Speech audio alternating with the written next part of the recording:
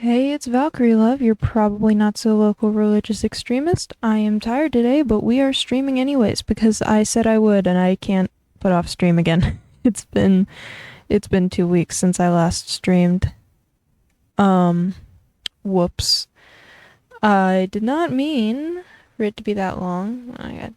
Forgot to turn my phone flashlight on so it can actually my model will actually track properly. I didn't mean for it to be this long. That's my bad. I forgot that time existed, basically. Why is it being weird with the tracking? Don't do that, sir. Cease and desist. Yeah. Um, I'm gonna be so honest, I thought it had only been like maybe a week at most since I had streamed. I keep forgetting how time works. Yo, Jay, good to see you. Hey, welcome on in. Yeah, good to see you. Hello, how are you doing today, friend? Oh, goodness. What is it? Yeah, it has been a while. I streamed twice and then vanished again. Oops. But we're back now and hopefully more consistently. I'm going to try to at least do uh what's it? Tuesday. Tuesday reading streams. I'm going to try to at least do those and hope and pray for the best. And I am actively watching as the stream rate goes down to 0 kilobytes per second. So that could be not ideal, but at least I'm recording this time. So I'll be able to post the whole VOD on YouTube, so that's alright. Doing decently swell. Hey, I'm glad about that. That's good. That's good. It's always good whenever you're doing good. Yup. And I have no clue what I'm saying half the time today. I am way too tired. I worked not 10 hours. I think I said 10 hours on Twitter. But worked solid like I think 9 hour shift because I went in at 12:15 and then I left at 9:45. So 9 hours, not including my 30-minute break in the middle. So a little tired today, but we're gonna roll with it and hope that it makes for a more entertaining stream. I've developed a sort of theory about the latent effect of playing over the internet that I think can help us play better. Oh, really? That's cool. Yes, I would like to hear that theory. That sounds awesome. Like in concept, that sounds awesome. I would love to hear that theory. How are you doing? I'm doing pretty good myself. Time feels non-existent. But I'm doing my best. We're gonna make it through. I've been working a lot. This next paycheck is going to be incredible. But yeah, doing pretty good. I've been up to normal stuff. I maybe kind of haven't practiced saxophone in like 4 days. But it's fine. I know most of the band songs anyways. Jazz band is just going to be a little difficult because, in the other bands, I'm part of the bass line. Like we've got bari sax, we've got tuba, we've got baritones. I mean, trombones, I guess, are bass as well, but like all these different instruments. In the top band, we have a bass clarinet as well. And in jazz band, there's trombone and there's bari sax. I am the bass line. Now, yes, trombone is there as trombone is there as well. We have two trombones, maybe three, but they're much quieter than my very loud blasty bari sax. So in jazz band, I am the bass line because we don't have a bass player either. We have piano. And so if I am the only one on the bass line, basically. Like I have the main portion of the bass. And so if I miss a note, it's glaringly obvious because I'm like the lowest voice in the room and also really loud. But you know what? It's fine. We've got, oh goodness, we've got like less than 3 months until the concert. I'll practice. I've got band tonight. It'll be fine. I'll practice tomorrow. Probably. Maybe, hopefully. I'll explain. I swear I can talk. I'll explain the theory when we actually get around to playing. Yeah, it sounds like a good plan. Yeah. I haven't practiced in 0 days. There's never enough practice. This is true. Yeah. Yeah. There is never enough practice. I don't actually sit down and practice, unfortunately. Hey, man with no name, welcome in, my friend. How are you doing today? I wish that I had that kind of commitment to something. At the moment, the only thing I find myself truly focusing on is God. Well, see, that's a good thing, too.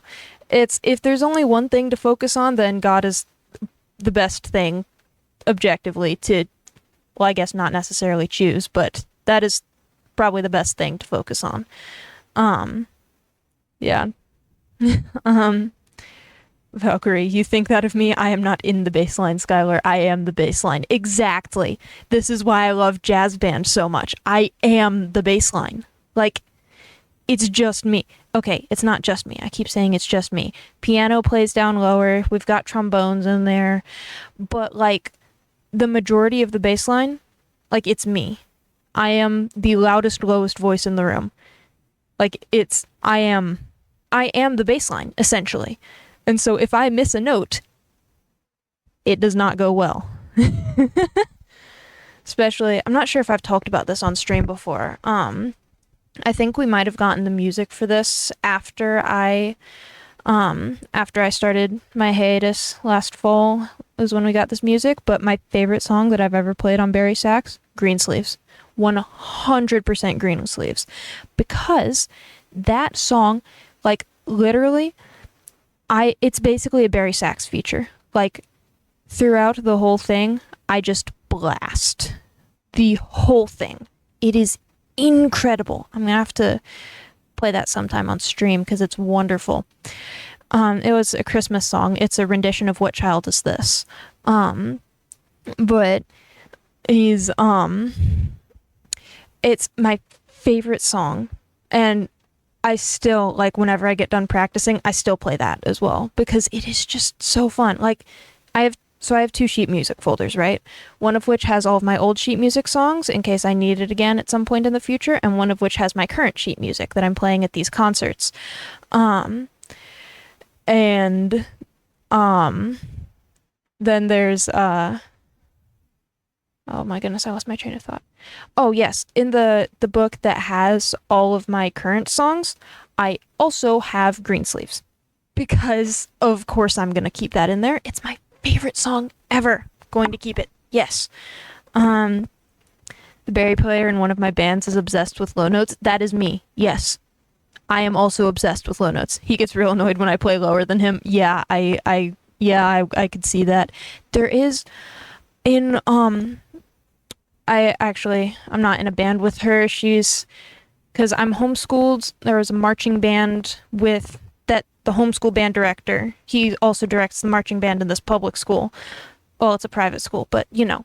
And one of the girls in that marching band marches on clarinet. And she also plays not bass clarinet, contrabass clarinet. This thing is 6 feet tall. She's got to sit on a stool to play it. And it can play 2 notes lower than the tuba. Anyways, yeah, that's pretty insane. See, I think that as well, but there are times I feel I've gotten a bit too lost in the word. I no longer even consider my life my own. That's not too lost in the word. I think that's a good thing, my friend. Yeah, that sounds like pretty much a good thing to me. Yeah. Yeah. Man. I'm excited for band tonight. I do. I'm glad that I started stream earlier than normal, because I feel I'm going to be in a very chaotic talky mood today. Which means we've got solid 3 hours before I have to leave for band. So, that's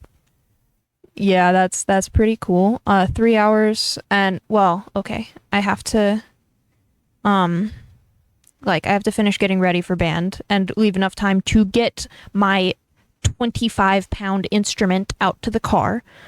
So I'm probably going to get off stream at around 4:30, so right at 2.5 hours-ish. So yeah, we've got plenty of time to read, hopefully. We should get through at least a chapter, maybe 2. Contrabass clarinet, yes. It is incredible. The case is so stupidly big. Like, it's not even like huge as in like tuba huge, it's just like long. Like, it is a very stretched out instrument, and it's really funny to look at, and it sounds awesome. Just you wait until I get my paws on a contrabassoon. I didn't know that was a thing. That sounds awesome. Contrabassoon? That's crazy. I would want to see that. The bass clarinet is my third favorite instrument, and am I right in assuming that the first two are bassoon and contrabassoon? Or do you have other instruments that you haven't told me about yet? The only instrument I've ever put any effort into learning is the guitar. Yeah, guitar is cool.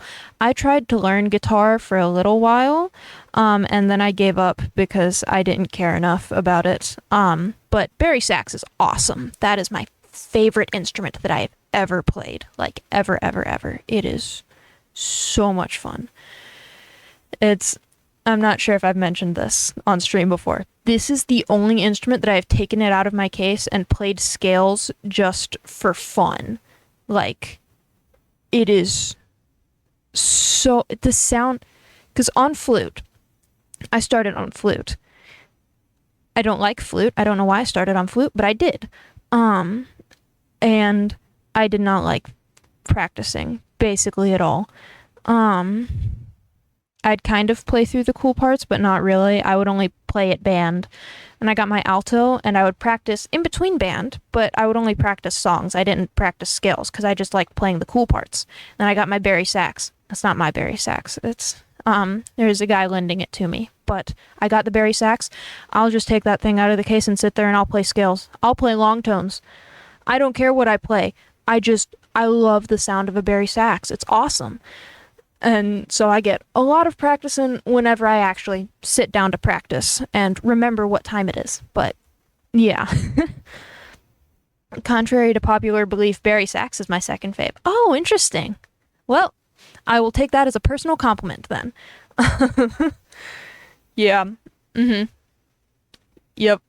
Bari sax is awesome. That is my all-time favorite instrument. I don't know if bass saxophone would be better, but I guess it's a different vibe. I wanted a bass saxophone, but I think I'm really happy with the bari. That is my absolute favorite thing I've ever played, and I love it so much. I'm never going to get over this, by the way. I am going to be rambling about bari sax for like eternity and onwards. Don't know much about music, but when a song interests me, I learn more about it, which has led to me learning a little bit about how music works. Yeah, that's fair. Yeah, that's what I do too. Legitimately, whenever I first got my flute, I wasn't in a band, and I taught myself how to play flute via fingering charts and sheet music for songs that I wanted to play. I think the first song that I taught myself how to play on the flute was the Avengers theme song. So I just find songs that I like to play, and I find sheet music and I play it because I want to play songs that sound cool. There's so many songs that sound awesome on bari sax. Pirates of the Caribbean theme, the on bari sax, best thing. It is so incredible. I love it so much. Music theory is my hobby. Yeah, that's fair. Music theory is so much fun. I don't know a lot about music theory. I know a lot of the technical terms for things, though. And so it's always awesome when I'm listening to a song and I'll be like, ooh, I liked that bit because that was a minor chord and I like minor chords. Or like, ooh, accidentals, I love those. All that sort of stuff. But yeah, that is really cool, Jay. Ooh, for example, I love the song A Rhapsody in Blue. Yeah, I've heard that one. I think my cousin can play that on piano. I'm not certain, though. It might be a different one I'm thinking of. And I love the notes that go into the beginning of the song, so I looked into it and then I learned what a glissando is. Yeah. Yeah, that's fair. Yeah, I do that a lot. Just, why is my tracking doing that? Don't do that. What are you doing? It keeps making me make a weird face. Like, stop. Cease and desist. Be normal. I've actually applied to go to music school next term. Oh, that's awesome, Jay. That's really cool. I really hope I get in. Yeah, I hope you get in as well. That sounds like it'd be so much fun. Yeah. Man, that sounds awesome, dude. Yeah, that's cool. Man, if I were to go to college, I don't know that I want to, but if I were to go to college, I would want to do something music related, I think. I don't know. That's why I don't know if I want to go to college, because it's like, I don't know what I would do with a degree. I don't know that I want a degree. I don't know that I need a degree for anything that I'm doing. Like, it's just kind of, I'm just gonna exist, and if I want to go to college, I'll go to college at some point. I don't know. We'll figure it out. Okay. Anyways, I'm gonna start reading before I get all the way off track again. Um, so we're in the Silver Eyes, chapter 5. This chapter is approximately 30 pages, so we're gonna hope for the best on this one. I'm gonna hope that I can make it through. 30 pages, that should only take like an hour to read. We should be able to do two chapters even, unless I get sidetracked and keep rambling again like I did last stream. But, that's the fun of it. Otherwise, I'd just be sitting here reading, making an audiobook, and that's cool and all. But also, the fun part is the chaos. So, I don't know. We're gonna roll with it, and we're gonna see how it goes. So, at the end of chapter 4, oh yeah, they were, Charlie got like her arm cut with the foxy hook, and they're going back to the motel and everything. Yeah. Okay. So, chapter 5. When they got to the motel, Jessica was already there, and so was John. He stood up when Charlie walked in. I was worried about you. I thought maybe I could sleep on the floor.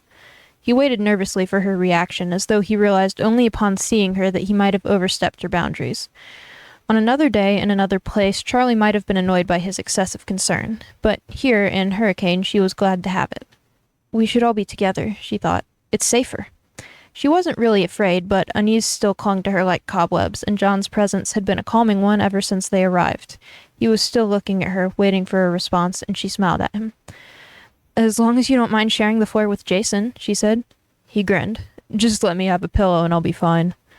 Marla tossed him one, and he stretched elaborately, set it on the ground, and lay down.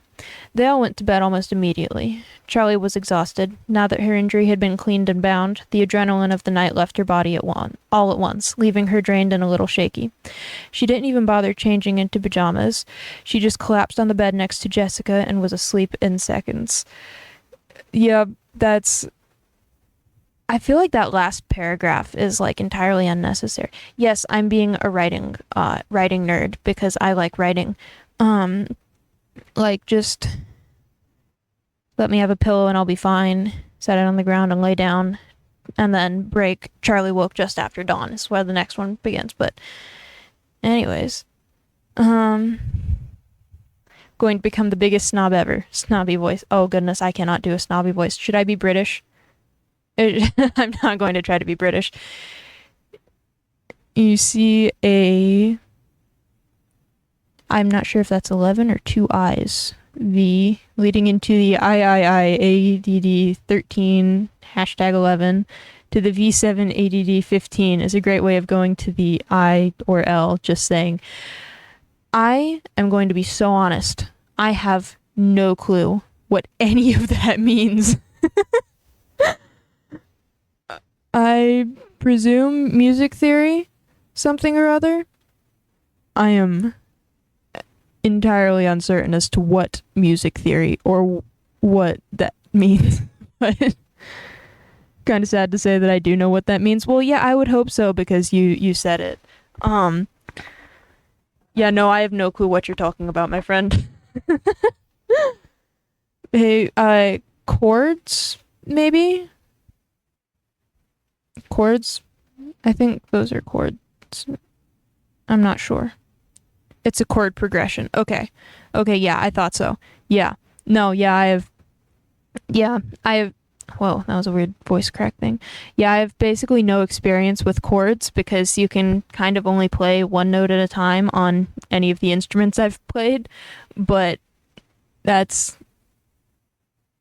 fascinating terminology. It's like a whole nother language. Man, I should learn music theory at some point. That would be awesome.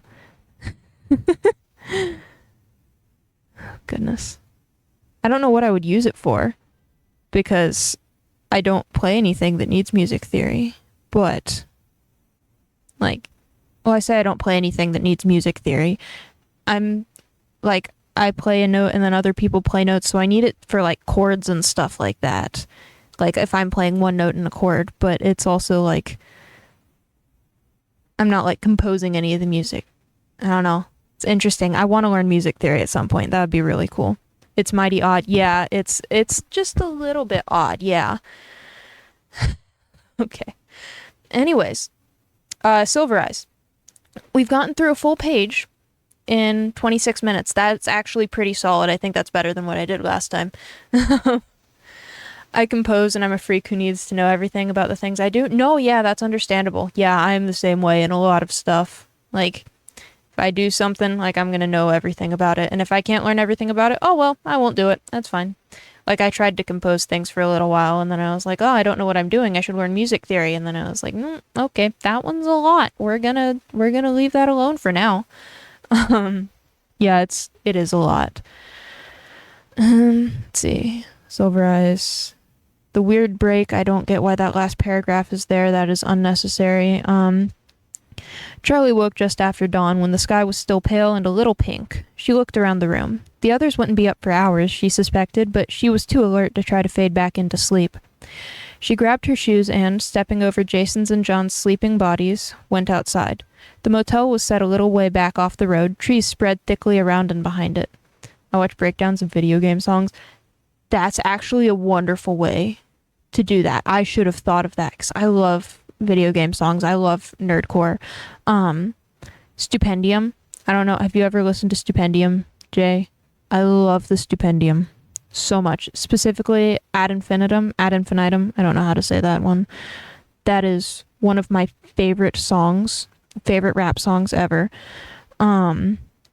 I love it. It is so much fun. It's 5 minutes long, just a barrage of words.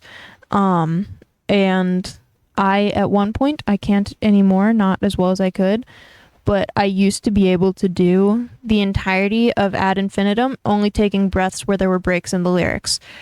This goes on, like, the longest section is, I believe, 58 seconds without taking a breath. So that's, I've not listened to Stupendium. You should. You really should. Only 5 minutes. You say that like it's long. It is whenever there's basically no breaks in the lyrics.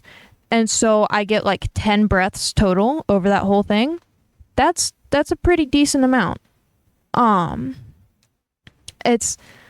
know it's not like a very long song in general, but for a rap song that is constantly throwing words at your face at an insane speed, 5 minutes is incredibly long. But yeah, you should listen to Ad Infinitum. It's a really good one. Fair enough? Yup. Yup. I know all the lyrics. I can't say them all at the right speed. Like, I can't enunciate properly, but it is incredible. I don't usually listen to rap. That's fair. Yeah. I don't like a lot of rap music, but I like Ad Infinitum. I have no clue how to properly say that one. I like that because I don't like listening to rap. I like rapping because it's very impressive to people in general. And also I like to impress myself. I find it funny to be able to go fast. So I don't typically listen to rap, but I listen to songs that have raps in them, if that makes sense. Like, songs in the rap genre I don't like, but songs with raps in them I do. I'm a very fascinating individual. You better be sending it to me because I don't know how to spell what you don't know how to pronounce. Yeah, that's fair. That is fair. Yeah, it is. Actually, I'll put it in the stream chat. That's what I'm gonna do. I can do that. Ad infinitum. Wait, I might not be signed in. Oop! Oop! Don't do that. Nope, go away. It's trying to get me to sign in to my Twitch account because I have it up weird. Don't do that. Just, no! have an account. X, go away. Go away. That was... It's trying to get me to sign into my Twitch account because I've got it up on a weird chat doc thing. I'll DM that to you later, yeah. Songs with rap. I got the song for you. Oh, what song? May I also send it in chat? Yeah, you can send that in chat, yeah. That'd be awesome. I would like to see that, because I won't be able to see the DM until after stream. I would like to know what song this is. I love songs with rap in them. Like, I don't know, I like going fast. Songs with rap. Any songs that have impressive, like, technical skills in them, like really high notes, really low notes, rap, awesome. I love them. Especially ones that I can actually perform. Iron Mouse's Music Box of Fate, I am like so close to getting. Like so close to getting that last note at the end. Which is, I believe, a D8, D7, somewhere around there. Okay, let's see if this will work. Okay. Spotify, yes. Oh, okay, buttons. Ah. Nah, it's not gonna load right now. Ah, that's alright. Rush is my favorite band. I shall not tolerate any disrespect. No disrespect will be found here, I promise you. So it's not letting me load the Spotify link on stream, but I will look at that afterwards because I'm very interested in this. Yeah, I'm gonna pull it back up afterwards and look at that. Yeah, because I've got it on my laptop, and it's like my laptop doesn't like running things while I'm on stream. It's not going to load was the last thing I heard. Yeah, it's the stream does not like when I try to do things other than streaming. Yeah, the bitrate just went down to like nothing. Wow. That was really funny, actually. What are you doing? Oh. Yeah, it's... Oh, goodness. Man, the chat doc is not connecting. Why are you not doing that? I want to see what people are saying without having to friggin' zoom in on the screen. Man, my laptop did not like that I tried to open Spotify. That's really funny, actually. Okay, I think chat's loading again. We're gonna hope. Yeah, okay. Man. Wow.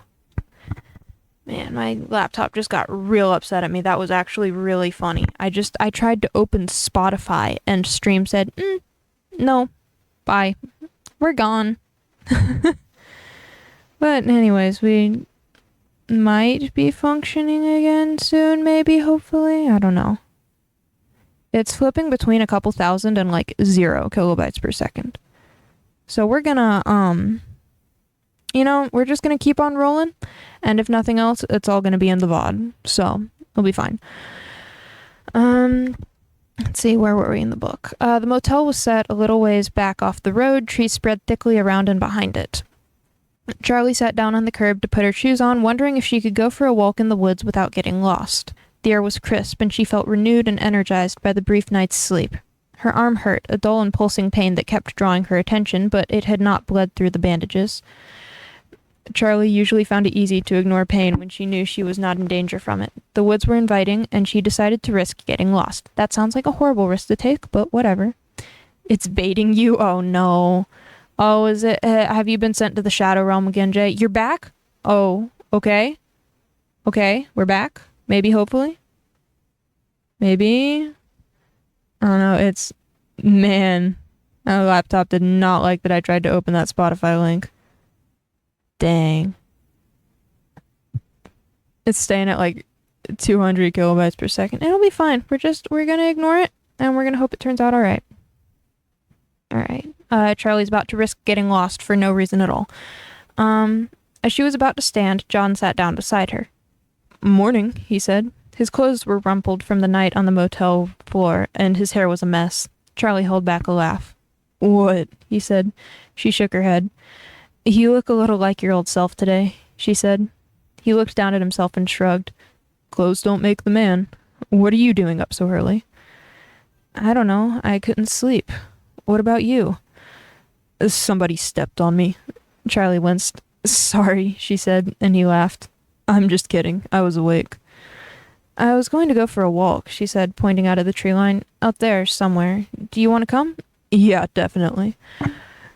I like how Charlie immediately apologizes for stepping on him when she hasn't even stood up yet.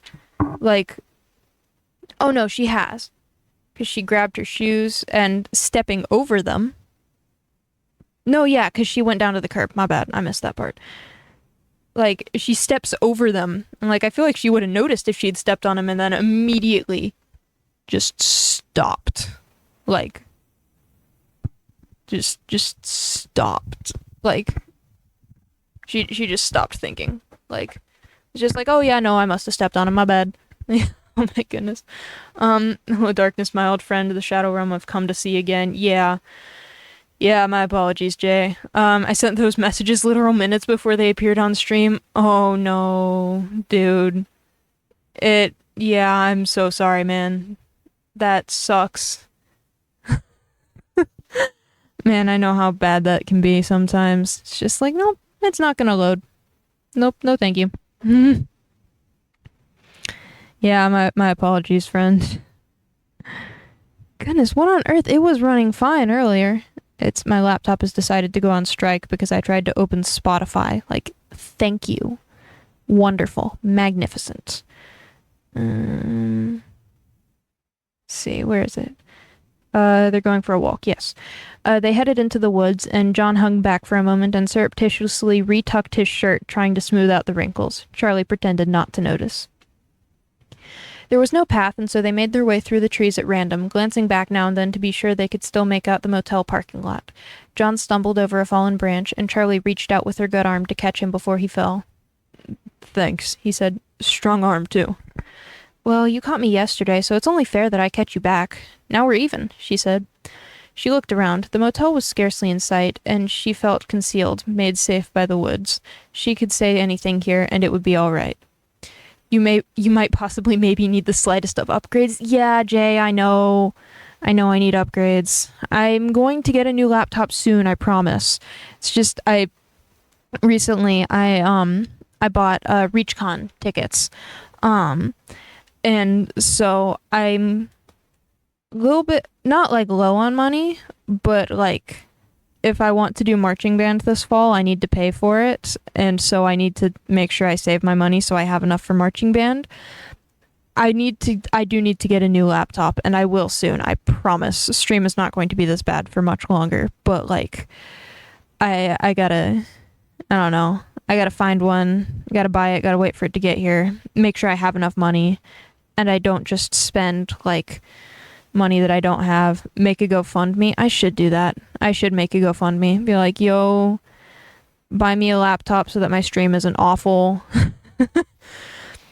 Yeah, because I think I do have enough money for it. I just need to make sure that I have enough to pay for marching band, because I really want to do marching band. Like, that's the entire reason I'm doing like an extra year of school specifically so that I can do band stuff again. And so if I don't have enough money to do marching band, that's going to be awful.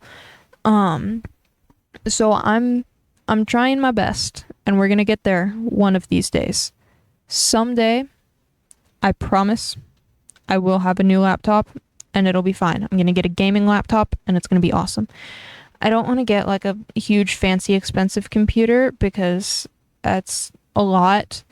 I'm just gonna like, I don't know. I don't want like a big fancy like real like full computer PC, whatever. I don't know terms. I'm so sorry. I don't want that because I frankly don't have room for that, and I also don't have money for it. So I'm just gonna get a gaming PC and hope that that does enough for what I need it to do. I'll contribute my life savings, half-used foreign bookstore gift cards. I appreciate it, dude. Man. Yeah, I appreciate it. Yeah, I'll look at that after stream today if I have time. Before band, I'll look at that. I'll see what I can do. See if I can find a good laptop. I'm gonna do a lot of research before I spend any sort of money on any sort of laptop. But yeah, because this thing does not run well enough to stream, and I want to stream games sometime. I want to play games on stream. And I can't do that with this laptop, but I will get a better one, I promise, eventually. Okay. Um, let's see. Yeah, this is why I do so many like reading and singing streams, because this is how poorly it runs whenever I'm just running OBS and my VTuber tracking software. Like, if I tried to run a game, it'd be dead. It was dead, actually. Like, I tried to for a while. Did not work. But, yeah. Um, anyways, let's carry on reading. She could say anything here and it'd be alright. She leaned back against a tree, picking idly at the bark behind her. You know Freddy's wasn't the first restaurant? She said it abruptly, surprising herself, and John looked at her quizzically, like he had not quite heard her. She didn't want to say it again, but she forced herself to. Freddy's. It wasn't my dad's first restaurant. There was a diner, a little one. It was before my mom left. Is the cat in here? I swear I hear a cat snoring in here. Maybe I'm hearing things. I don't know. I had no idea, John said slowly. Where was it? I don't know. It's one of those memories from when you're a little kid, you know? You only remember the things that are right around you. I remember the linoleum on the kitchen floor. It was this black and white diamond pattern, but I don't remember where the restaurant was or what it was called.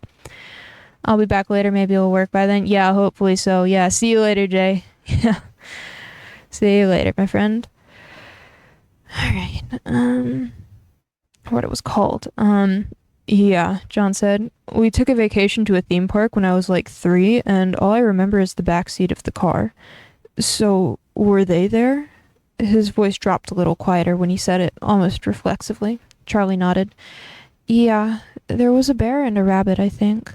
Sometimes the details get mixed up in my head. They're not like normal memories, she said, needing him to understand the story's defects before she told him the rest. It's like when you have a realistic dream and in the morning you're not sure if it really happened or not. It's just impressions, little snatches of time. She trailed off. She wasn't explaining it right. She was choosing all the wrong words. She was reaching back too far in her memory to a time when she did not yet speak. It was a time when she did not have the words to name the things she saw, and so now, when she tried to recall them, the words could never be right. She looked at John. He was watching her patiently, waiting for her to go on. By the way, that description, I love that description. This is one of the few examples of incredible writing from these books. It was a time when she did not have the words to name the things she saw, and so now when she tried to recall them, the words could never be right. I love that. I think that's awesome. Anyways, she wanted to tell him the story from her life that she had never told. It was not even a story, not really, just something that nagged at the edge of her mind, something flashing by randomly in the corner of her eye. She was not entirely certain it was real, and so she told no one. She wanted to tell John because she wanted to speak it to another person, because he looked at her with trusting eyes and she knew he would listen to and believe her. Because he had cared for her a long time ago, because he had caught her when she fell, and he had come here to sleep and keep watch all night. And, though a pragmatic, slightly cruel part of her, because he was not part of her real life. She could tell him this, tell him anything, and when she returned home, it would be as though it had never happened. She wanted suddenly to touch him, to have confirmation that he was really there, that this was not another dream. She reached out her hand to him, and, surprised but glad, he took it. He stayed where he was, as if afraid that moving in closer would scare her. They stayed that way for a moment, and then she let go, and she told him the story the way she spoke it in her head, the memories of a small child mixing with things she had come to understand as she grew older. There was another restaurant, rustic and small, with red checkered cloths on the tables, and a kitchen you could see into from the dining area, and they all were there together. Her father and her mother and us. When Charlie was very, very young, she was never alone. There was Charlie, and there was a little boy so close to Charlie that remembering him was like remembering a part of herself. They were always together. She learned to say we before she learned to say I. They played together on the floor of the kitchen, sometimes drawing pictures while hiding under a hardwood table. She remembered the shuffling of feet and the shadows of customers walking by. Light was broken by a slowly turning fan and thrown across the room in ribbons. She remembered the smell of an ashtray and the hearty laughter of adults lost in a good story while their children played. Very often she would hear her father's laugh echoing from a distant corner as he talked with customers. When Charlie pictured him laughing like that now, it was with a little ache, a sucking feeling in the center of her chest, because his eyes were bright and his smile was easy, and because he wanted them all to be a part of the restaurant, to share his work freely, because he was not afraid to let his children roam and explore. He was yet untouched by grief, and so while he looked a little like the father she truly remembered, he was not the same man at all. Charlie was looking down at the ground as she talked, at the dirt and stones and cracked remains of leaves, and her hand was at her back, stripping bark from the tree. "Does that hurt the tree?" she thought, and forced her hands away, knotting them in front of her. The restaurant was open until late at night, and so when they began to falter, Charlie and the little boy would crawl into the pantries with blankets and soft toys to sleep until it was time to close. She remembered using sacks of flour as pillows, big bags almost as long as they were tall. They would snuggle down together and whisper words of nonsense that meant deep things only to the two of them, and Charlie would drift into sleep, half listening to the warm sounds of the restaurant, the clank of dishes and the murmur of grown-up talk, and the sound of the bear and the rabbit as they danced to their Let's try that one again. And the sound of the bear and the rabbit as they danced to their chiming tunes. I don't know why that sentence was so difficult, my goodness. They loved the animals, the yellowish-brown bear and the matching rabbit, who wandered the restaurant, dancing and singing for the customers, and sometimes just for Charlie and the little boy. They sometimes moved stiffly and mechanically, and sometimes with fluid human movements, and while the boy liked the animals best when they acted like people, Charlie liked them the other way. Their stilted movements, their lifeless eyes, and their occasional glitches fascinated her. They acted alive, but were not. The narrow yet bottomless chasm between those things, alive and not alive, enthralled her, though she would never have been able to explain why. Okay, so that whole section, the next line is a line of dialogue, which is why I'm stopping here. That whole section is peak writing. Like,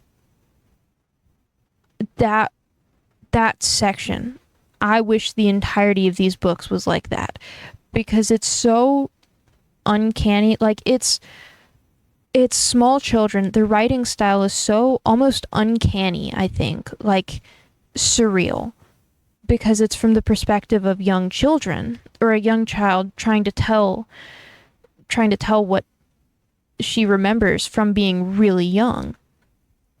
And I think the weakness of this book is dialogue, is character interactions, because the sections of description of backstory are awesome. The character interactions and everything, they need a lot of work to feel natural and not unnecessary. Because there's a very fine line between having characters act like they're characters and having characters act like they're just people having a casual conversation.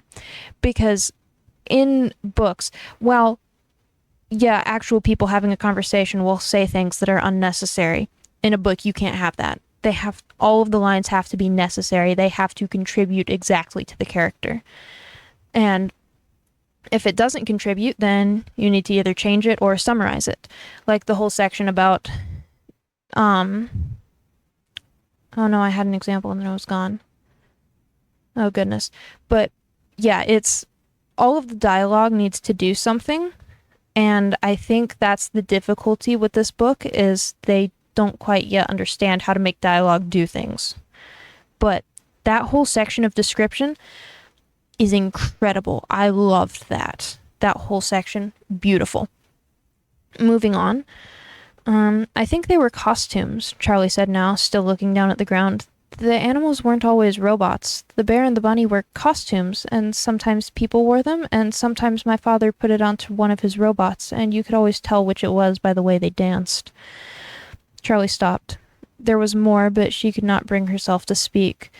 There was something else that made her lock down her mind and force the memory away, the part that made her unwilling to ask Aunt Jen for answers, because she was afraid of what those answers might be. Charlie had not dared to look at John the whole time she was talking, staring only at the ground, at her hands, at her sneakers. Now she did look at him, and he was rapt, seeming almost to be holding his breath. He waited, not wanting to speak until he was sure she was finished. "That's all I remember," she said at last, even though it was a lie.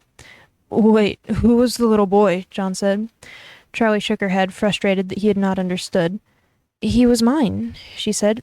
"I mean, he was my brother. We were the same." She was speaking childishly, as if the memory had taken hold of her, forcing her to regress. She cleared her throat. "Sorry," she said, speaking more slowly, trying to choose her words with care. "I think he was my twin brother." She saw John open his mouth, about to ask the question, "What happened to him?" But there must have been something in her face, something warning, because he held it back and said instead, "Do you think that place was around here? I mean, I guess it could have been anywhere, another state even." "I don't know," Charlie said slowly, looking over her shoulders, then up at the trees. "This all feels the same. It feels like I could walk around any corner and it could be there." Her voice began to break. "I want to find it," she added suddenly, and as soon as she said it, it was what she wanted to do. "Well, what do you remember about it?" John said enthusiastically, almost lunging forward like an eager dog on a lead. He must have been dying to go looking from the moment she mentioned the place. Charlie smiled but shook her head. "I really don't remember much," she said. "I don't know how much help I can actually be. Like I said, the things I remember are just little scraps. They're not information. It's like a picture book." She closed her eyes, trying to see the place in her mind's eye. "The floor would shake." She lifted her head as the thought became clear. "A train?" she asked, as though John would know. "I remember this thunderous sound every day. It was the biggest sound I'd ever heard. I don't mean loud. I mean you could feel it in your whole body, like it was rumbling right through your chest." "It must have been close to some tracks then, right?" John said. "Yeah," Charlie said with a spark of hope. "There was a tree out front," she went on. "It looked like an old, angry monster, hunched forward and wizened, with two giant, gnarled branches reaching out like arms. Whenever we left for the night, I hid my face in my father's shirt so I wouldn't have to see it as we walked by." See, there's another issue with the dialogue. Is that section beautiful for a descriptor? If that was just in the way of her telling the story, where it's like the description, not quotes, just there was a tree out front. It looked like an old angry monster, hunched forward and wizened, with two giant gnarled branches reaching out like arms. Whenever they left for the night, Charlie hid her face in her father's shirt so she wouldn't have to see it as she walked by. Beautiful. That's not how people talk. Like, even I like using a lot of big words. I don't describe things as hunched forward and wizened. Like, hunched forward, yes. Wizened, no. Gnarled, no. It'd be more natural to say something to the effect of, it looked like an old angry monster, like with two giant branches that looked like arms. Something to that effect. Just, it doesn't sound like something that a person would say. It sounds like something that a narrative would tell you. And it's really weird. Like, this is information that, yes, it can absolutely be conveyed through dialogue. It doesn't have to be narrative. But this isn't, like, the way to convey that information in dialogue. It's very interesting. Like, if that was in a descriptive section, 100%, I am right there with you. But the dialogue is a little weird. Anyways, what else? John said. "Were there stores or other restaurants?" "No, I mean, I don't think so. I'm sorry." She scratched her head. "It's gone." "It's not enough," John said, a little frustrated. "It could be anywhere. A train and a tree. There must be something else you can remember. Anything?" "No," Charlie said. The more she pushed herself to remember, the harder it got. She was grasping blindly, and it was like trying to get hold of living creatures, as if the memories saw her coming and slipped away.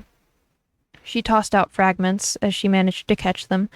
The tablecloths, red and white checked, and made of real cloth, not plastic. She remembered grabbing at one, unsteady on her feet, and the whole table setting falling down on top of her, plates and glasses shattering around her as she covered her head. "Charlotte, are you okay?" Her father's voice seemed clearer than ever. There was a squeaky floorboard in the center of the diner that Charlie liked to push on, making it sing as if it made music. There was a picnic table out back where they used to sit in the sun, one leg of it sinking in the soft ground. There was the song her parents used to sing in the car whenever they came home from a trip. They would burst into it when they were a little way from home, and then they'd start laughing as if they had done something clever. It's nothing helpful, Charlie said. Just kid stuff. She felt a little lightheaded. She had spent so many years avoiding these memories, her mind shied away as if from snakes. Having done it, she felt strange and a little guilty, like she might have done something wrong. But she also felt something that might have been joy in the things she never allowed herself to think of. The memories of that time were unsafe. There were traps and snares wrought into their very substance, but there were precious things among them. Okay. And my brother just yelled at me saying spaghetti was ready. I'm not gonna go get any right now. It's stream time. We reading. Yeah, I don't know if I'm gonna read the second chapter. We might just read one today. Then I have time to eat and everything before band. I don't know. Depends how long it takes me to finish this. We'll see. There were precious things among them. Were unsafe. There were traps and snares wrought into their very substance, but there were precious things among them. I feel like, is this one of the ones? Yeah, Scott Cawthon and Kierbreed Risley. Yeah, no. Risley? However you say that. So there's, some of the books have multiple authors of them. And I was thinking for a minute that this was one of them because the writing style, I feel like, differs so much between certain sections. Like, the memories of that time were unsafe. There were traps and snares wrought into their very substance, but there were precious things among them. Like, that is such an incredible line. The rest of the book just doesn't fit. And it's so weird. Anyways, sorry, she said. I can't remember anymore. No, that's really impressive. I can't believe you remember that far back at all, he said. I didn't mean to push you, he added a little sheepishly, then looked thoughtful.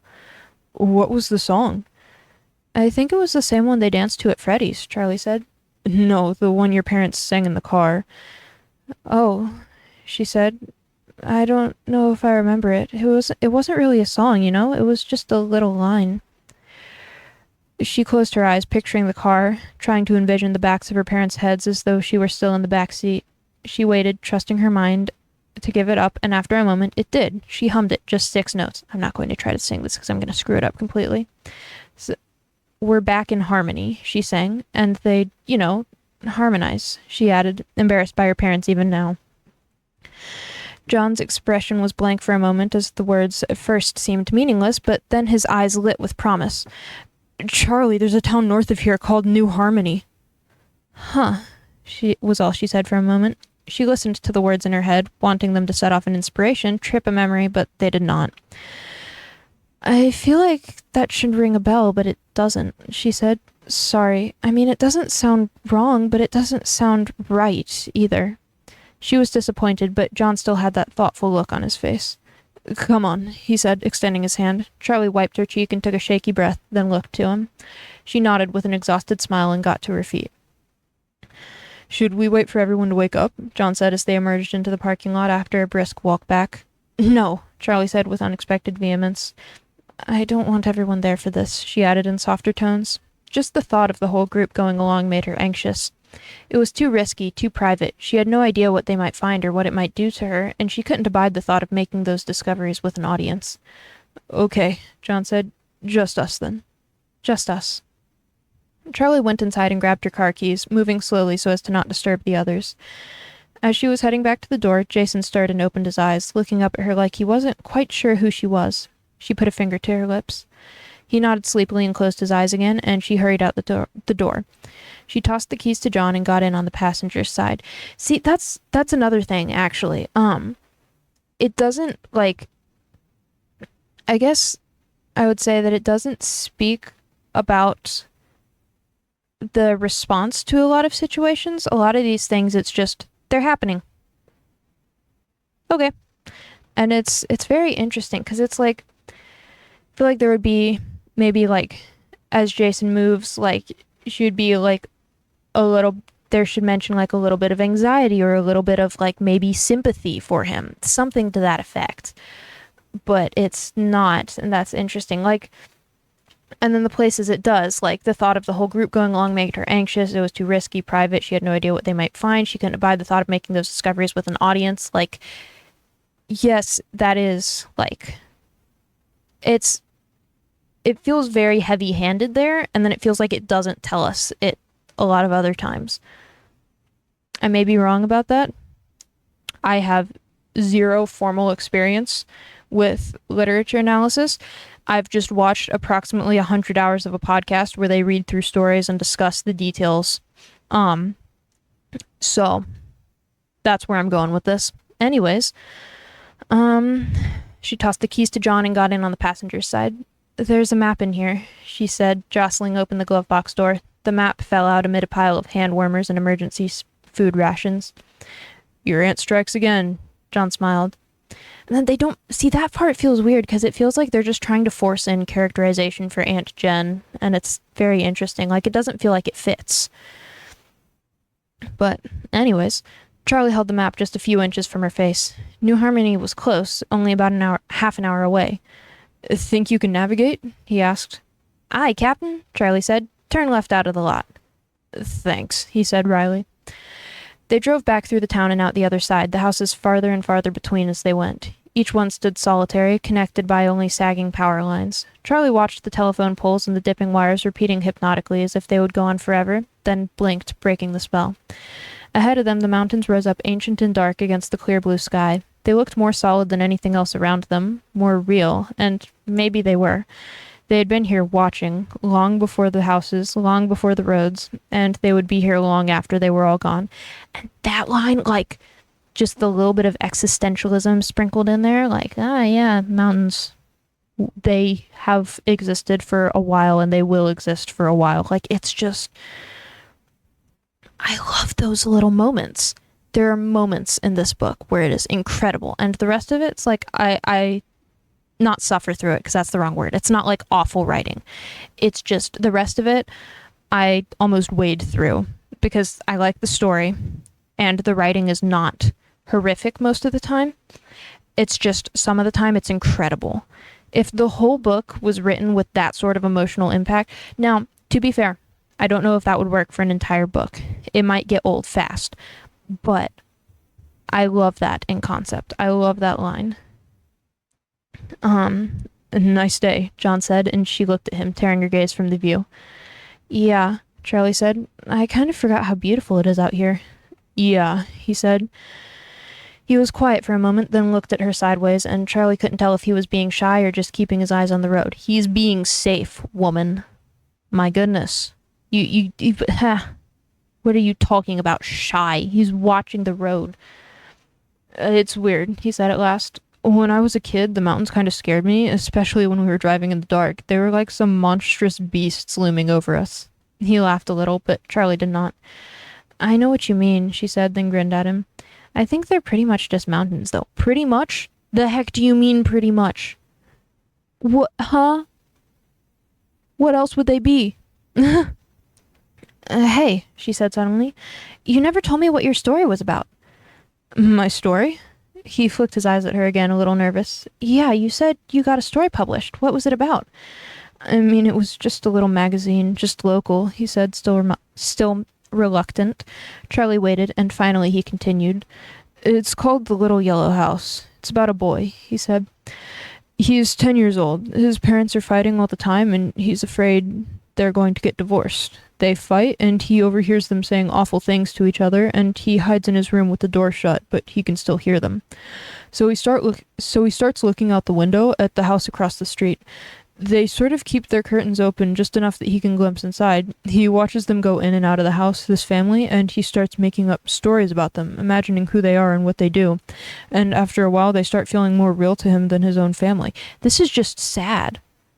Like, that's just so sad. What did John go through as a child? Like, his parents did not get divorced, as far as I know. Like, Marla's parents did. And then her mom and stepdad are now getting divorced, basically. Charlie's parents theoretically did. But what John? Like, is this him writing about, like, what his friends have gone through? Or is this, like... What? This is just sad. Anyways, he glanced at Charlie again as if trying to gauge her reaction, and Charlie smiled. Why would you smile at that? Oh my goodness. He went on. So summer comes and his family goes away for a week and it's miserable, and when they get back the family in the house across the street has moved away. There's nothing left, just a for sale sign hanging in the front. Charlie nodded, waiting for him to continue, but he looked at her a little sheepishly. That's the end, he said. Oh, she said. That's really sad. He shrugged. I guess. You guess? What are you talking about? Oh my goodness. I'm working on something happy now, though. What's that? He grinned at her. It's a secret. Charlie smiled back. It felt good to be out here, good to just be driving out into the horizon. She cranked the window down and put her arm out into the air, enjoying the feeling of the rushing wind. It's not the wind rushing, it's us, she thought. Why do some of these lines just, like, come out of nowhere and just smack you across the face? Like the whole thing about mountains being there long before we were and long after we will be, and then it just smacks you across the face after that whole discussion about the really sad story that he's kind of like either not understanding the weight of what he's written or not like wanting to express that to Charlie. And then it's just like, oh yeah, it's not the wind rushing, we're the ones rushing. Like just this complete like flip of perspective, existentialism. It is so wild.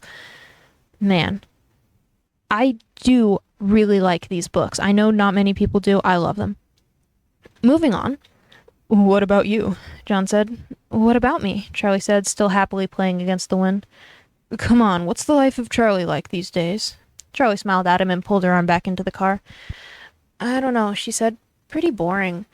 There was a part of her that did not want to tell him for the same reason she wanted him with her now. She did not want her new life to mix with the old. But John had told her something real, something personal, and she felt like she owed him the same in return. The heck you mean personal? He published it in a newspaper. Okay, whatever. I guess I understand it in concept, but also it's just interesting. It's alright, she said at last. My aunt is cool, even if she does sometimes look at me like she's not sure where I came from.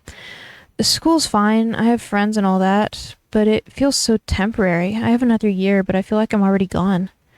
Gone where? John asked, and Charlie shrugged. I wish I knew. College, I guess? I'm not sure what comes next. Nobody ever knows what comes next, I guess, he said. Do you... He stopped himself, but she prodded him. Do I what? She said teasingly. Do I ever think of you? He flushed, and she instantly regretted the words. I was going to say, do you ever see your mom? He said quietly. Oh, she said. No, I don't. It exhausted Charlie to think of her mother, and she thought her mother felt the same. Too much hung between them. Not quite blame, because neither of them were to blame for what had happened, but something close to it.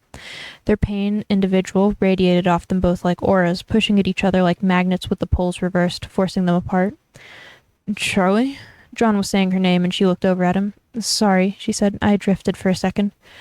You got any music in this car? He asked, and she nodded eagerly, seizing on the diversion. She bent over, picked up cassettes scattered on the floor, and started reading labels. He made fun of her tapes, she argued back, and after some playful bickering, she shoved the tape into the player and settled back again to stare out the window. I think this is where the map's usefulness ends, John gestured to the road ahead. The whole area is pretty much blank. I think what we're looking for isn't going to be on this map. He folded the map and tucked it neatly to the side of the seat, craning his neck out the window to see what they were passing. Yeah, she said. It looked like they had returned to civilization. Single houses littered the fields, and dirt roads branched off in all directions. The landscape was mostly bushes and short trees, the whole area nestled between rows of low-lying mountains. John looked at Charlie, hoping she would notice something that would point them in the right direction. Nothing, she said, though her blank stare had already given him the answer. No, she said plainly. She didn't want to elaborate. She didn't want to elaborate is an interesting line. Because I don't... Like, that seems like a weird line there. And I'm going to be charitable to this book and say, it's saying like she does have something to say that she's not even telling the reader, but it's like that's weird because she doesn't notice anything, does she? Or she might? I don't know. It's interesting. She didn't want to elaborate is weird. The houses became fewer and more scattered, and the fields of dry brush seemed to stretch wider, giving the whole area a feeling of desertion. John found himself glancing over at Charlie at short intervals, waiting for a signal, half expecting her to tell him to stop and turn around, but Charlie just stared into the distance, her eyes fixed on nothing, resting her cheek in her hand. That's really interesting also how it randomly switches to basically telling it from John's perspective. Like, previously this had all been from Charlie, and now it's saying her blank stare had already, like, John hoped that she would do this, her stare had already given him the answer. He found himself glancing over at Charlie. I don't know, it's interesting. Anyways, let's go back, she said finally, sounding resigned. Oh, sorry, let's try that one again. Let's go back, she said finally, sounding resigned. We could have missed something, John said. He slowed the car, looking for a spot to make a U-turn. We missed a lot back there. Maybe it's down one of those dirt roads. Charlie laughed. Really? You think we missed a lot? She grew thoughtful. No, none of this feels right. Nothing rings a bell. She felt a tear spill onto her cheek, and she swiped it away before John could notice. Okay, no worries, Charlie said abruptly, pulling herself back from reverie. Let's grab a bite, just you and me. John smiled, still checking his mirrors for a place to turn. Charlie shivered, then something caught her eye. She almost jumped in her seat, sitting straight up. Stop! She shouted. John slammed on the brakes, and the car skidded, dust billowing up all around the car. When they stopped, Charlie sat silently as John checked the rearview mirror again, his heart racing. Are you okay? Sorry, that was a John line. Are you okay? He said, but Charlie was already out of the car. Hey! He called after her, scrambling out of his seatbelt and rushing to lock the car behind him. Charlie was running back toward the town, but her eyes were on the field beside the road. He caught up quickly, trotting along beside her without asking questions. After a few minutes, Charlie slowed and began shuffling her feet on the ground, peering down as though she had lost something small and valuable in the dirt. Charlie? John said. Until this moment, he had not thought about what it was they were doing. It was an adventure, a chance to be alone with Charlie, to run off after a clue, but now she was starting to worry him. He brushed his hair back from his face. Charlie? He said again, his voice touched with concern. But Charlie did not look at him. She was intent on whatever she had found. Right here, she said. She made a sharp turn toward the edge of the road, where something protruded and snaked across the ground. John knelt carefully, brushing some of the loose dirt with his hand and exposing a flat metal beam. He kept going, uncovering a track that stretched across the road and went off into the field in both directions. It took him a moment to speak. It was as though the earth itself had tried to conceal it from them. Be careful, he thought with a minor pang of alarm. Again, why is it from John's perspective now? That's so weird. But he brushed aside the feeling. I think we found her tracks, he said, looking up at Charlie, but she was nowhere in sight. Charlie? He took a quick look up and down the road, but there were no cars. Charlie! He called again, waving the dust away from his face and racing to catch up. What? She was nowhere in sight. He looked, waved the dust away from his face and raced to catch up. I think they skipped a line there. It's all right. When he reached her, he hung back a little, afraid to disturb her intense focus. There was a cluster of trees up ahead, gathered together as though around a campfire, tall and short or thick and scraggly. Tall and short or thick and scraggly. That's weird phrasing, whatever. Charlie dragged her foot along the track as she walked, as if it might vanish if she ceased to touch it. What is this, an old station? John asked, squinting and blocking the sun with his hand. There was a long building nestled in the trees, its color blending in with the small grove, making it difficult to spot. The tracks veered away, heading off toward the mountains, and Charlie stopped dragging her foot along them, letting them go. John finally caught up, and they walked through the dry grass together toward a grove of trees, not far away now. There has to be a road. Charlie strayed almost randomly, heading away from the building. John hesitated. But... He gestured toward the building, then followed her, looking back to make sure he knew the way back to the car. Before long, the ground leveled out beneath their feet.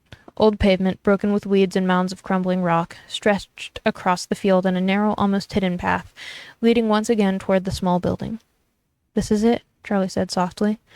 John approached her carefully, then stood at her side. They walked the road together, dodging around the pillars of grass that shot up from the breaks and holes. The tree was there, the one with reaching arms and ghastly face, but it was no longer frightening, no longer as Charlie remembered. It must have already been dead when she was a child, she realized. Its limbs had fallen off, leaving jagged holes where they had been, and they lay where they fell, rotting into the ground. The tree seemed a frail and weak shade of its former self, only recognizable by the stumps and bulges on its side that had made its face. Now even the face looked tired. Okay, I might be giving too much credit to this story, but that this feels very much symbolic. Like, this feels so much like symbolism of she goes back and she finds the tree, and it's only then in retrospect that she realizes it must have already been dead when she was a child. Like, she doesn't remember it being dead, but she knows it is now, and she knows it must have been based off of the timing. And I feel like that's like foreshadowing symbolism for future events that occur that I'm not going to talk about because that's in like the third book. But I may be giving this book too much credit. It may just be, ooh, spooky thing, but regardless, I'm choosing to believe it's foreshadowing because that makes me happy. Moving on, the building itself was long and dilapidated. It was a single story with a dark roof and weather-beaten walls. The place had once been painted red, but time and sun and rain had won out over the paint. It was peeling and curling, whole long strips of it gone and the wood beneath showing, dark with what might be rot. Its foundation was overgrown with tall grass, and Charlie thought it looked as if it were sinking, as though the whole structure was slowly being swallowed by the earth. Person? Yep. Yo. What? Yeah, I know food's ready. I'll be down in a little bit. Bye. Well, that was interesting. Anyways, Charlie grabbed John's arm as they neared it, then let it go and straightened her back. She felt as though she was preparing for a fight, as if the building itself might attack if it sensed weakness. Charlie went warily up the few steps to the door, sticking to the edges and testing the wood before she let down her full weight. The stairs held, but there were soft, splintered patches in the middle that she didn't want to try. John didn't follow her right away, sidetracked by something nearly hidden in the grass. Charlie. He held it up. A battered metal sign with the painted words, Fredbear's Family Diner, in red script. Charlie gave a gentle smile. Of course this is it. I'm home. Again, interesting how it calls this her home rather than her old house. John came up the stairs behind her and set the sign down carefully by the door, and they went inside. The door swung open easily. Light streamed in through the windows on all sides, revealing emptiness and decay. Unlike Freddy's, this place had been cleaned out. The wooden floors seemed intact, but they were warped from weather. Sunlight was streaming in, unobstructed, and went where it wanted, without furniture or people to block its path. Charlie looked up at the ceiling fan. It was still there, but one of its blades was missing. There were double doors to their right with circular windows. Unlike the dining area, which was breached with sunlight and the sounds of the outside, the room behind the double doors was still pitch black. I had another thought of symbolism about the fan blades, but then it vanished. The fan is still there and one of its blades is missing. I don't know. I had a thought about symbolism. I don't know. I'm very symbolic today. Anyways, John was more interested in this than Charlie, and he carefully peered into one of the windows, obviously tempted to nudge it open and see what was inside. What? Oh, yeah. Anyways, sorry, I forgot where we were. I zoned out for a moment, and I did not remember where they were in the story. Charlie left him to his curiosity and walked farther into the dining room, which she only knew as the dining room through memory. Now it was a vacant and lonely room, stretching long and narrow, at least 50 feet, growing darker as it went. There was a slightly elevated stage at the end of the room, and Charlie realized as she looked around that the place had probably once been a dance hall, and the long desk by the entrance that her parents had used for a cash register had probably been a bar. She went over to it and saw that she was right. There were even grooves and scratches in the wood floor where bar stools had once dug into their feet. She tried to picture it, a dark bar with a country western band playing on stage, but she could not. And this is fast. I had forgotten about that part. Because these books came out before FNAF 5 did, I believe. Maybe after FNAF 5? I don't know. I remember it was before FNAF 6, though. And it's really interesting because in one of the mini games in FNAF 6, Midnight Motorist, there's the place where you can go off the road and everything, and William tries to go into a place that people have assumed some people have assumed it was a bar, other people have said no, it's Fredbear's. It could be both. Like, this could be like, I don't even know, man. Like, it could be Fredbear's that used to be a bar. It could be, man, it would be insane if it was a bar that was going to become Fredbear's. Like, this wasn't even the first location. Like, there was one before that, which was where Charlie got killed, and that was the location. Charlie meaning Games Charlie, like the puppet outside and everything like that. I don't know. Fascinating. Fascinating, fascinating. When Charlie looked at the stage, she could still see two animatronic animals in shadow, moving in unnatural twists and turns. She could hear echoes of carnival music and distant laughter. She could still smell the cigarette smoke in the air. She hesitated before going farther, as though the ghosts she remembered might linger on the stage. Again, lines are... Whoa. Wow. Anyways, she tried to catch a glimpse of where John was. He finally had the door to the kitchen half open and was sticking his head inside. Charlie turned her attention back to the stage and walked toward it across the creaking floor. Even the smallest sound was deafening, accompanied by faint whistles as the wind slipped through cracks in the windows and walls. Strips of wallpaper had peeled down and hung flat against the wall, inert until a breeze lifted them up, and they waved like thin fingers pointing at Charlie as she walked. "Yo, Jay, welcome back. How's it going? I don't know if it's working any better. It was for a little while. I don't know if it is now, unfortunately. How were you in this very extended break? You know, I haven't seen you in forever. It's been, forever since we've talked. Yeah, was that like 30 minutes maybe?" Yeah, we've got through maybe 20 pages in that, which is a lot better than I did last time. It's been a lot less to talk about. It's been a lot more, because there have been less characters involved, it's been a lot more description and a lot less dialogue, and I've gotten a lot more invested in the story.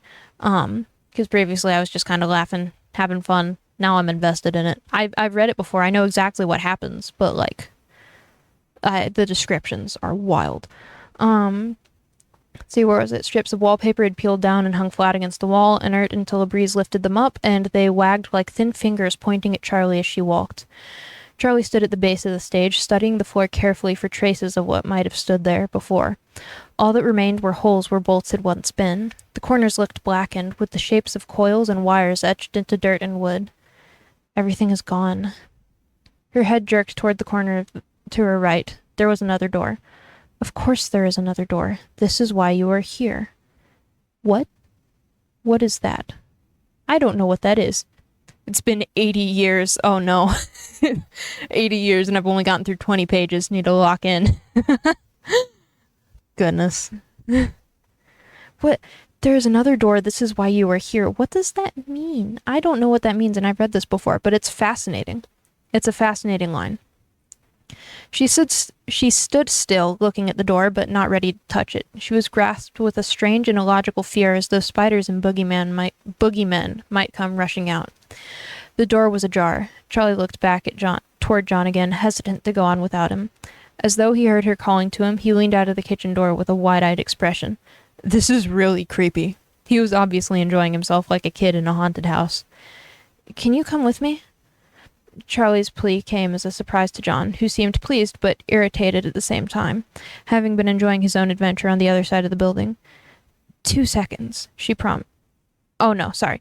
2 seconds, he promised, then disappeared again. Is it? Okay. Man, OBS does not like me today. Anyways, she rolled her eyes, disappointed but not surprised that his childish curiosity would take priority. She rested the back of her hand against the aged wooden door and gently guided it open, bracing herself against whatever might be inside. Whatever she had been expected, this wasn't it. It was a closet, the inside extending off to her left about 8 or 9 feet into darkness. There were horizontal poles mounted along the walls where hangers had once been. Square shapes imprinted in the dust filled her mind with the images of boxes, maybe speakers.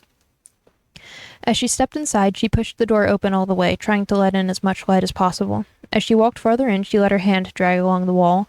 Although nothing was there now, she could feel heavy cloth coats and sweaters hanging. Oh, like in a memory. No, these were costumes.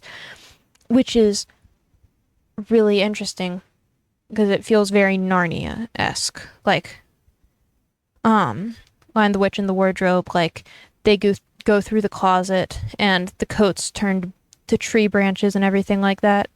This is interesting because it's a very similar thing. Like, there's closet and, or, like, the,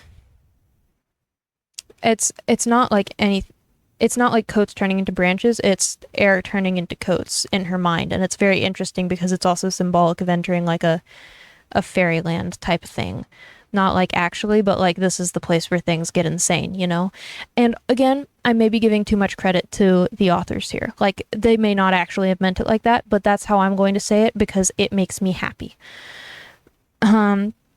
Costumes had hung there in the dark, hiding their colors, but allowing themselves to be felt by every cheek and small hand that passed through. Rubber padded palms and fingers swayed this way and that. Reflections on false eyes passed overhead. Charlie reached the end and turned to look back. She crouched down, looking up at the empty space. It didn't feel empty. She could still feel the costumes. They were hanging all around her. There was someone else in the closet with her, kneeling down at her own height. It was her friend, the little boy. My little brother. Again, little brother is weird because they're twins, but whatever. They were both playing and hiding together as they always did. This time was different. The little boy looked up toward the door suddenly, as though they had been caught doing something they shouldn't have been doing. Charlie looked up as well. There was a figure in the door. It looked like one of the costumes was standing on its own, but it was motionless, so still that Charlie wasn't sure what she was seeing. It was the rabbit, the yellowish-brown rabbit they loved, but it did not dance or sing, just stood there and stared at them, unblinking. They began to squirm under its gaze, and the little boy screwed up his face to wail. Charlie pinched his arm, seized with an instinctual sense that they must not cry. The rabbit looked back and forth from one to the other with those all-too-human eyes, ponderous, as though weighing and measuring them in some way that Charlie could not understand, like it was making a momentous decision. Charlie could see its eyes, its human eyes, and she was cold with terror. Wouldn't that be terrifying, though? Like, because even mascot suits, like, that people are in, like, they have mascot eyes. Like, they don't have, like, you can't see, like, the person's eyes through the suit. But wouldn't that be terrifying if you've got a mascot suit and then half the time it's just got you looking through the eye holes and it's human eyes? Like, I would probably cry, honestly. Charlie could see its eyes, its human eyes, and she was cold with terror. She felt the fear in her brother as well, felt it echoing between them, reverberating and growing because it was shared. They could not move, they could not scream, and finally the creature inside that patchwork, ragged yellow rabbit suit reached forward for the boy. There was a moment, one single moment, where the children still clung together, gripping hands, but the rabbit snatched the boy to his breast, yanking them apart, and fled. From that moment, the entire memory shattered with piercing and unrelenting screams, not her brother's, but her own. People rushed to help. Her father picked her up and held her, but nothing could console her. She screamed and screamed, louder and louder. Charlie snapped back from her dream, the sound still high and painful in her ears. She was crouched down in silence. John stood at the door, not daring to interrupt. She did not remember much of what had happened next. Everything was dark. It was all a blur of images and facts she had pieced together later, things she might remember and others she might have imagined. She was never in the restaurant again. She knew her parents shuttered the doors immediately. Then they moved to the new house, and Charlie's mother left a little while after that. Charlie did not remember her saying goodbye, although she knew her mother must have. Her mother would not have left without a goodbye, but it was just lost in the mist of time and grief like so much else. She remembered the first time she stood in the doorway of her father's workshop, the first day they were alone in everything. It was the day he began to build her a mechanical toy, a little dog who tilted its head from side to side. She smiled when she saw it finished, and her father looked at her the way he would look at her for the rest of his life, as though he loved her more than life itself, and as though his love made him unbearably sad. She knew even then that something vital inside him had broken, even something that could never be repaired. Sometimes he seemed to look right through her, as if he couldn't see her even when she was standing right in front of him. Her father never again spoke her brother's name, and so Charlie learned not to speak it either, as though to speak it would send them back to that time and unravel them both. She woke in the mornings and looked for the little boy, having forgotten in her dreams that he was gone. When she turned to where he would be and saw only her stuffed toys, she would cry, but she would not say his name. She was afraid to even think it, and she trained her mind to shrink from it until she truly forgot, but deep inside she knew it. Sammy. Again, that section, beautiful. I love the descriptive passages in this book. Just the dialogue could use some work. A rumbling sound rose, loud and low like a train passing, and Charlie startled. A train? She looked around her, eyes wide. She was disoriented, not sure if she was in the past or present. It's okay. I don't think it's anywhere near here. Might just be a big truck. John took Charlie's arm and pulled her to her feet. Did you remember something? He whispered. He was trying to catch her gaze, but she was focused elsewhere. A lot. Charlie put her hand to her mouth, still staring into the darkness as if she could see the scene. John's hand on her arm was an anchor, and she clung fast to it. This is real. This is now, she thought, and she turned to him, seized by a fierce gratitude that he was there with her. She buried her face in his chest as if his body could shield her from what she had seen, and she let herself cry. John hugged her tight, one hand on her head, cautiously stroking her hair. They stayed that way for long moments, and at last she calmed, her breathing deep and even again. John loosed his grip on her, and as soon as he did, Charlie stepped back, suddenly aware of how close they had been. John's hands were still suspended in midair from where Charlie had been. After a moment of shock, he lowered one and used the other to scratch his head. So... He hoped for an answer to fill the silence. A rabbit, Charlie said calmly, looking toward the doorway. A yellow rabbit. Her voice became graver as the image was still fresh in her mind. The one I saw the night Michael disappeared, the bear, I'm pretty sure he was yellow too. Just interesting because we always are like, oh yeah, it was just William, but the bear. Why is the bear involved in this? What is going on there? I thought you said it was like the others, Charlie said. I thought it was. When everybody said Freddy was brown the night we first met up, I just thought I was remembering it wrong. I mean, I really don't have a great memory for that, but for back then, you know? I didn't even remember what color my old house was, but then you said he was yellow too.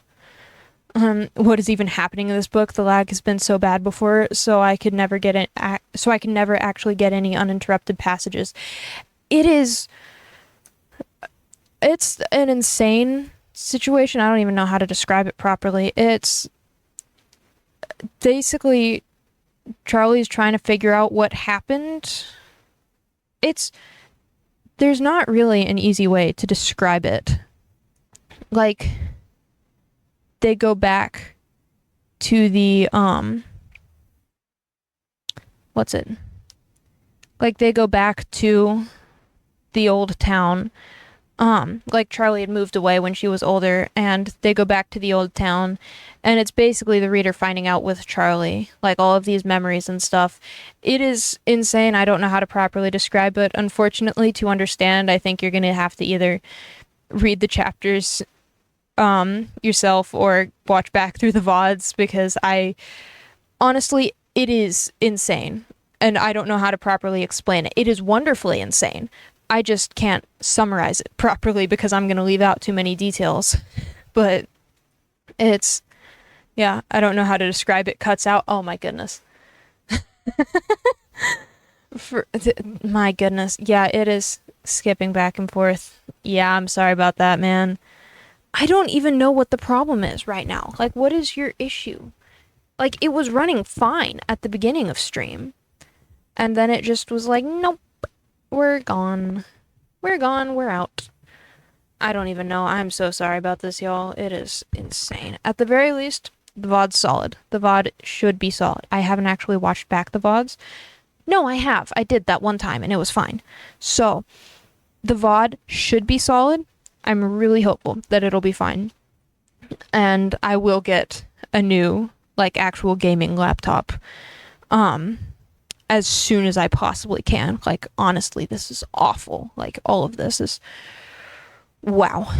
Yeah, we're gonna get a new mic soon. For now, I'm just trying to get through this, and I don't know, we'll make it through, and we'll get a better laptop soon.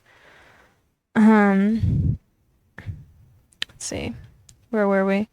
Barely remember what color my old house was, but then you said he was yellow too.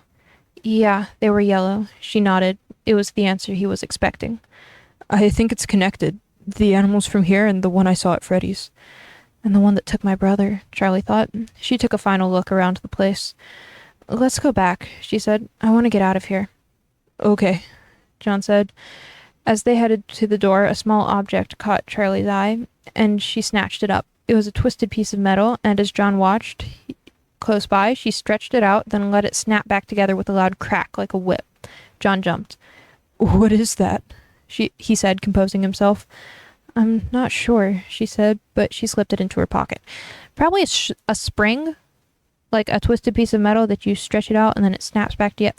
A spring, maybe, just maybe, or a spring lock, maybe. Anyways. I'm not sure, she said, but she slipped it into her pocket. John was watching her like there was something he wanted to say. Let's go, Charlie said. They began the trek back to the car. Sammy, then years later, and Michael and the other kids?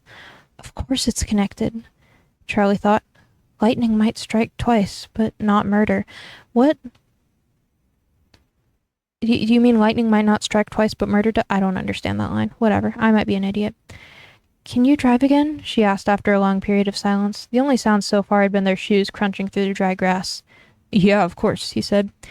John managed to get the car turned around in the constricted space, and Charlie settled against the window, her eyes half closed already.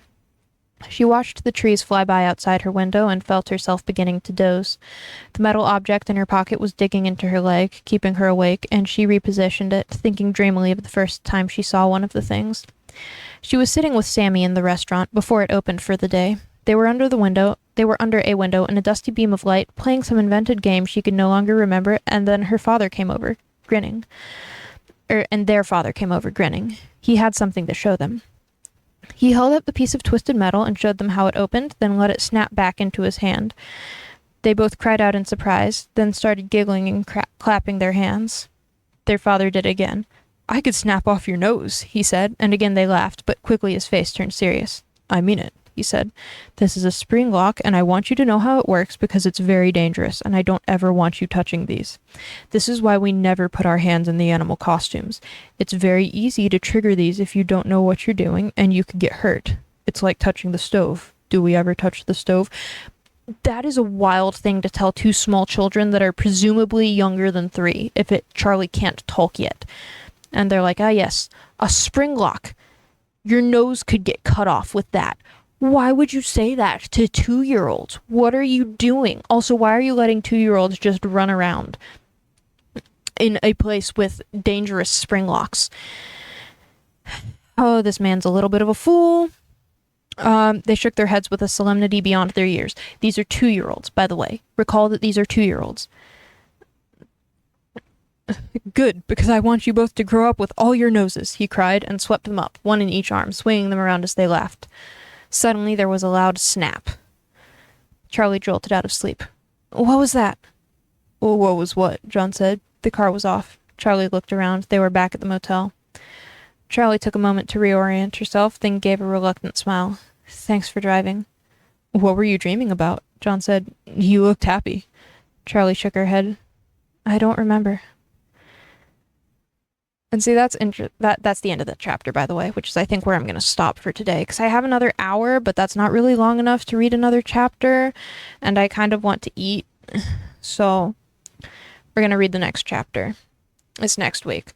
But that's an interesting line there of I don't remember, because it doesn't state, which I like this. I like that it doesn't say she lied, or she said truthfully, or like she really didn't. It leaves it up to interpretation, like, does she really not remember? Or is she telling him that so that she doesn't have to talk about it? It's fascinating. That is one of the few examples of good dialogue in this book. Let me open it back up to see that again real quick. Of what were you dreaming about? You looked happy. I don't remember. Like, it's... I guess the you looked happy might be a little bit extraneous. Is extraneous the right word? I don't know. It might be a little bit extra, but it's, yeah, I don't know. I like that little section of dialogue. Just long enough for a yippity yappity. Exactly. Yeah, just a little bit more yapping. Oh, and of course the bit rate goes right back up as soon as I put the book down. Wonderful. Thank you. And you know what? It's better than not at all. I will be appreciative of this. Yeah, so that's Silver Eyes for today. We are officially halfway through, if I'm not mistaken. Because we're on page 160 out of... Come back. 389. We're not quite halfway through then. Because we're at page like 170, so that's like 340. Yeah, we're almost halfway through this book. Which means it should only be a few more weeks, hopefully. Yeah, I'm having fun reading this. I'm especially having fun, like, critiquing the writing and everything. It makes me happy to be able to critique writing. I don't know. I like it. It is enjoyable to me. Um, but yeah, I love these books. Um, as I've mentioned, I know a lot of people don't. I do. So we're gonna read them, and if nobody else wants to watch it, oh well, I'm having fun. I'm having a grand old time. Um, yeah. So that was chapter 5 of The Silver Eyes. And hopefully, actually, no, because I have work Friday and Jay have already agreed to hang out and do latency jazz with you. So probably not stream Friday. I might have Saturday morning, like for a real early stream. I might do that. Or, maybe, I don't know, maybe an hour is time enough to explain my latency jazz theory. Maybe, man. Goodness. Yeah, I don't know. Man, I don't even remember what I have this week. I want to do a writing stream soon. I don't know if I have any other times to stream this week. Maybe tomorrow, but I also have work and everything tomorrow, and that's like a lot. So I don't know if I would want to stream. I'm gonna figure something out. Maybe Sunday evening. I might stream Sunday evening and do writing. I'm not sure. We're gonna figure it out. We're gonna try. I'm gonna try my best. I still hear. Is there a cat in here? I swear I hear a cat snoring. My goodness. I don't know. Okay, here goes. Oh no. Oh no. We're gonna be a little while. Yeah, no, yeah, I'm trying to think. I don't remember my schedule for this week very well. I'm gonna be out of town on Sunday. I have a friend who's getting confirmed, and he lives like well, he doesn't live, he's at college like 3 hours away. So I'm going to that, and I don't know when I'll be home. I might be back in time to stream in the evening, but I am uncertain. Um, but we're gonna see. We're gonna try. Gonna try to stream. So long story short, basically with two people playing, the latent effect can only exist for one of them. Yeah. Essentially, yes. I think. I think that's how that works. I don't know. I'm way too tired to know all the specifics of this, but I will trust you on this, and it's back down to 0 kilobytes per second. Jay, I don't think my stream likes latency jazz. This is really, really sad, actually. Oh no. We might have to just talk about this later.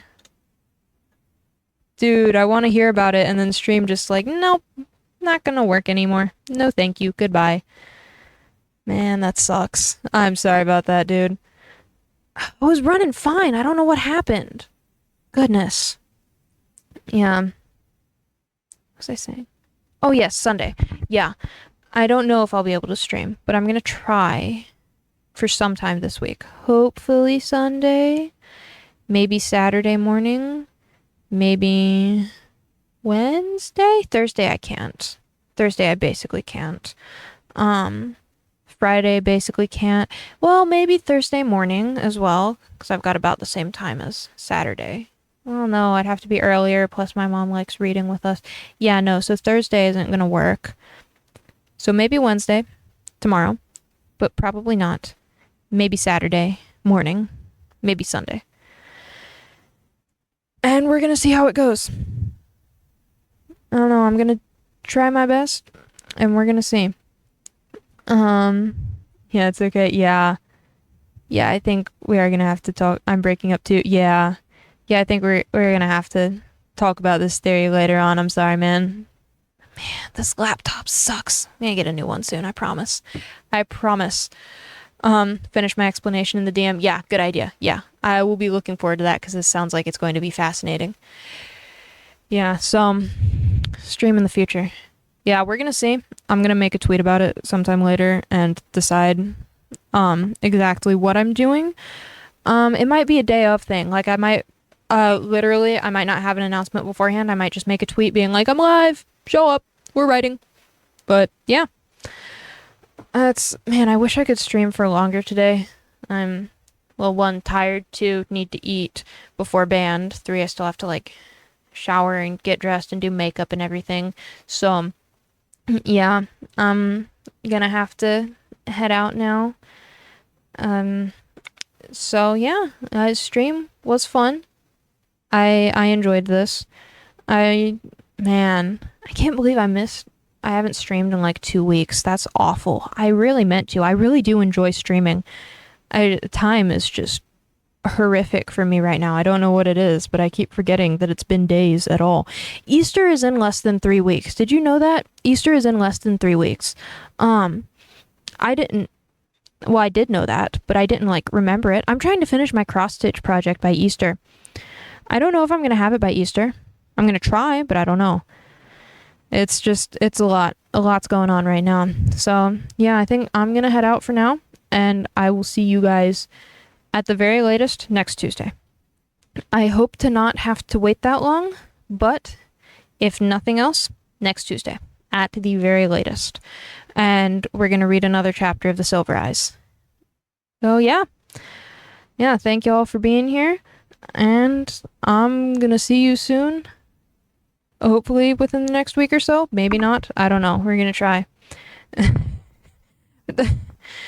Jay, I know you said Guten Tag, but I swear for a moment there I glanced at that and I saw gluten-free and I was sitting here going, what? Gluten? What? Huh? My frienden. I don't know what friend is in either. Friend is in German. I don't know either. I don't know either. That's all right. You stopped up completely. Oh, dear goodness. Bye. Yeah. See you later, Jay. Bye. Yeah. Yes, I will see y'all in the next one. And until next time, don't forget to consider religious extremism. See you in the next one.